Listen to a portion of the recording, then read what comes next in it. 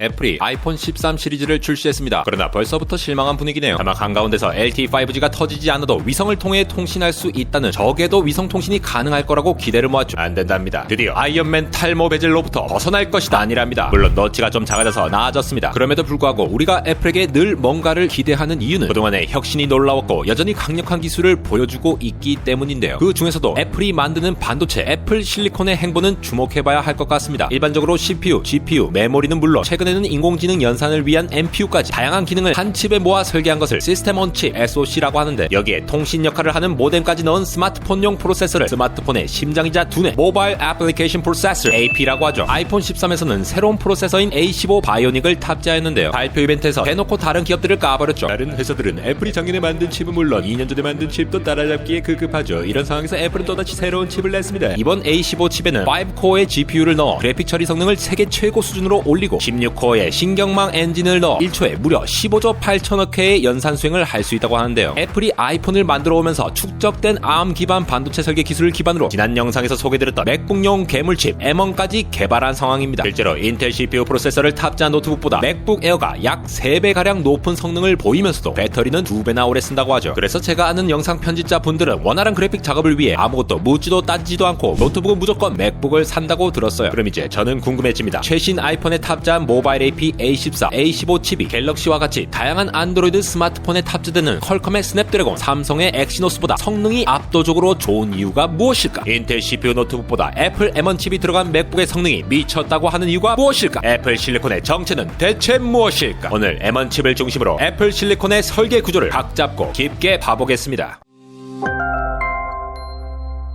저는 내일 옷을 사러 갈 겁니다. 엑스라지 105, 허리 32인치, 신발은 275mm입니다. 강남 신세계 백화점에 갈지 부산 남포동 깡통시장에 갈지 아직 모르겠습니다만, 우리가 보통 옷을 산다면 특별한 경우가 아니고서야 사이즈가 정해져서 대량 생산되는 기성복을 사게 되겠죠. 안드로이드 스마트폰에 주로 탑재되는 모바일 AP는 제가 내일 살 기성복입니다. 퀄컴이나 삼성에서 만든 칩은 구글의 안드로이드 OS가 실려서 스마트폰을 동작시키죠. 인텔이나 AMD의 CPU 프로세서가 들어간 노트북도 마찬가지입니다. 기성복처럼 만들어낸 프로세서는 마이크로소프트의 윈도우나 리눅스 등의 OS가 구동되는 형태니까요. 그런데 멋진 모델이 입은 청바지를 꼭 내가 입어보면 뭔가 핏이 잘 맞지 않습니다. 제가 모델이 아니기 때문이죠. 청바지 회사도 저를 모델이라 생각하지 않기 때문에 적당한 기장, 적당한 허리둘레, 적당한 핏감의 청바지를 몇몇 규격에 따라서만 만들어 판매하죠. 이렇게 한 회사에서 자신들 나름 규격의 하드웨어를 만들고 이에 맞춰 다른 회사가 소프트웨어를 낑겨 맞추다 보면 마치 새로 산 청바지가 2% 부족하다고 느끼듯이 하드웨어 소프트웨어 상호 최적화가 덜 되어 최고 성능이 나오기 힘들어요. 그러나 애플은 소프트웨어와 하드웨어를 모두 만드는 회사입니다. 난 둘다 기성복이 아닌 맞춤 정장까지 쌉 가능한 회사라는 거죠. 아이폰의 iOS나 맥북의 macOS는 애플이 직접 설계한 하드웨어에 착착 잘 달라붙어 성능을 더욱 잘 끌어올릴 수 있습니다. M1 칩 안에는 파이어스톰이라 불리는 4개의 코어와 아이스스톰이라 불리는 4개의 코어, 총 8개의 코어가 있습니다. 작업량이 많을 경우 파이어스톰이 불사지르듯이 일을 처리해대고 좀 덜 복잡한 일은 아이스스톰이 시원하게 처리해줍니다. 애초에 OS부터 애플에서 만드니까 작업량이 얼마나 빡센지를 OS가 인식하고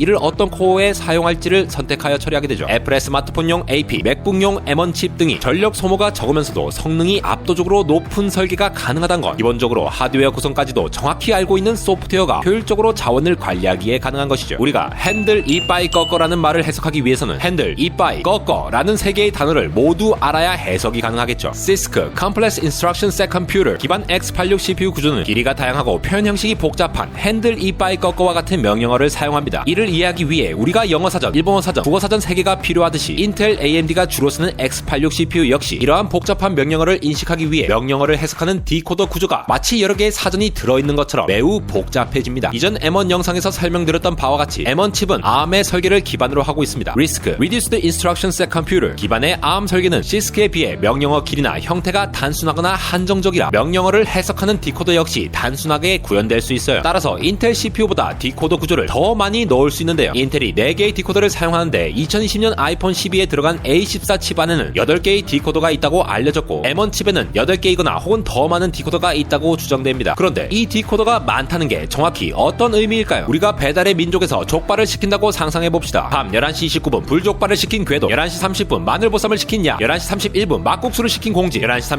32분 소주를 시킨 에러가 있을 때 가게에서는 주문이 들어간 순서대로 배달 준비를 하게 될 겁니다. 이러한 주문을 충분히 넓게 받으면 받을수록 족발집 매출이 올라가고 그 주문을 소화시키기 위해 가게에서는 쉬지 않고 일을 하게 되겠죠. 우리가 인터넷 서비스가 느릴 때 버퍼링 중이라고 뜨듯 CPU가 다음에 할 일, 즉 명령어들 리스트를 적어두는 곳을 버퍼라고 하는데요. 족발집 가게 주인인 CPU는 이 버퍼에 명령어들이 쌓이면 쌓일수록 한 명령을 처리한 후 다음에 할 일을 쉬지 않고 계속 일하게 될 테니 그만큼 성능이 향상된다고 보실 수가 있습니다. 이렇게 명령어가 많으면 많을수록 CPU가 쉬지 않고 명령어를 수행할 수 있게 되니 버퍼 저장 공간이 크면 클수록 미리 명령어들을 최대한 꽉 담아놓아서 성능이 더욱 향상되겠죠. 디코더가 인텔에 비해 2배나 많은 애플의 경우 이렇게 버퍼를 훨씬 빠르게 채움으로써 궤도, 약, 공진의 불족발, 마늘보쌈, 막국수의 주문 처리를 훨씬 더 빨리 기록하게 되고 궤도의 불족발을 만들 때 약의 마늘보쌈을 만들 수 있고 에러의 소주를 내놓을 수 있다면 바로 그 주문을 읽어들여 처리하게 되는 똑똑한 가게 주인이 되는 거죠. A14 칩의 경우 이 버퍼가 630개이며 M1 칩은 이보다도 더 클 것으로 예상하고 있는데요. 인텔의 써니케이브 프로세서의 경우 352개입니다. 주문이 더 들어와봐야 처리를 할 수 없으니 매출은 늘지 않고 성능도 아껴버리게 되죠. 더군다나 칩 내에서 동시에 처리할 수 있도록 메모리 구조를 극대화했다고 하는데요. 우리가 자주 접근하는 웹사이트를 즐겨찾기에 등록해놓고 빠르게 찾아가듯이 CPU에서도 자주 이용하는 정보들은 캐시라는 메모리에 저장해두고 쓸 수가 있습니다. 이런 캐시라는 저장소는 크면 클수록 CPU와 다른 모듈 간의 속도 차이를 해소해주면서 성능을 끌어올려주게 되는데요. 마구잡이로 크게 할 수 없는 건 그만큼 비싸기 때문이죠. 이 중 제일 처음 접근하는 캐시인 레벨 1 캐시, L1 캐시는 정말 자주 사용하는 명령어들이 들어가 있습니다. 애플이 설계상에서 다른 부분들을 감소시키는 반면 L1 캐시의 크기를 192KB로 설계합니다. 인텔보다 6배나 많은 크기이니 즐겨찾기들을 많이 가지고 있어 빨리 처리할 수 있는 부분들을 빨리 소화시켜 버리게 되죠. 게다가 일반적인 SoC 설계를 보면 CPU, GPU, NPU, 모뎀 등 각 유닛들은 각자에게 할당된 메모리만을 쓸 수가 있습니다. 우리가 케이크를 먹을 때 반듯하게 잘라서 나눠 먹듯이 메모리 안에서도 각 유닛에 할당된 고유의 영역만을 자기 메모리 영역이라 생각하고 사용합니다. 그러나 애플은 그냥 숟가락으로 퍼먹는 케이크 같습니다. 개발자인 에릭 잉하임은 M1 칩이 잘 구동될 수 있는 이유로서 CPU, GPU, NPU, 모뎀 등 모두가 메모리를 공유해서 사용할 수 있는 Unified Memory Architecture UMA를 들었는데요. 특정 영역의 데이터를 읽기 위해 다른 유닛을 거칠 필요가 없이 서로 메모리를 공유할 수 있으니까 각자가 필요한 데이터가 있으면 2번 이상 복사할 필요가 없이 바로 그냥 쓰면 됩니다. 이렇게 되면 각 유닛들이 중복해서 메모리를 접근할 필요도 없고 실제로 데이터가 이동하는 양도 줄어 결국 전반적인 성능 향상을 이뤄낸 것이죠. 게다가 꽝 대신 닭이라고 M1 칩은 CPU가 사용 중인 램이 넘쳐나서 사용할 곳이 없을 때 하드디스크나 SSD 공간을 마치 램처럼 사용하는 가상 메모리를 사용하죠. 요즘 SSD의 경우는 PCI 기반의 NVMe 표준을 사용하기에 램만큼 빠른 속도를 지원하게 되니까 혹여나 CPU의 일이 몰릴 때를 대비하여 설계 구조를 이와 같이 적용한 것이죠. 애플의 아이폰 13이 기대보다 못 미친다고 판단되는 건 어찌 보면 내실을 다지려는 애플의 전략적 선택인지도 모릅니다. 홀수의 저주라는 징크스를 굳이 깨고자 허울 좋은 기술들을 홍보만 하는 건 애플 실리콘의 장기적인 관점에서 득이 될 것이 없다는 판단이죠. 그러나 매년 출시하는 애플의 프로세서들이 점차 진화하고 있고 그 구조 자체가 다른 이들이 뛰어넘을 수 없는 향상된 기술을 적용하고 있는 것만은 분명해 보이는데요. 더욱 무서운 것은 이게 애플 실리콘의 끝이 아닌 새로운 시작이라는 겁니다. M1 이후에는 M1X,